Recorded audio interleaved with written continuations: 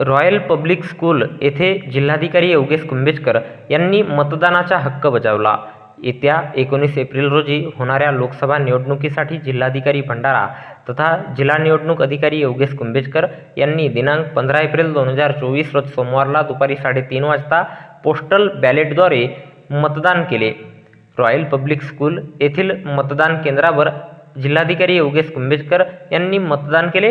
तसेच अप्पर जिल्हाधिकारी आस्या पठाण, निवासी उपजिल्हाधिकारी लीना फलके, उपविभागीय अधिकारी गजेंद्र बालपांडे, जिल्हा पुरवठा अधिकारी नरेश वंजारी यांनीही मतदानाचा हक्क बजावला. निवडणुकीच्या कामावरील अधिकारी कर्मचारी हे टपाली मतदानाने आपला हक्क बजावतात.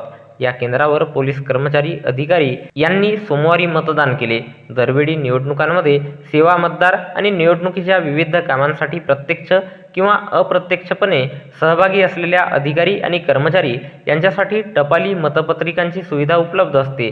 ज्या शासकीय अधिकारी आणि कर्मचाऱ्यांना अत्यावश्यक सेवेत कार्यरत असताना मतदानाला उपस्थित राहणे शक्य होणार नाही, त्यांच्यासाठी भारत निवडणूक आयोगाने टपाल मतदान केंद्राची सुविधा उपलब्ध करून दिली आहे.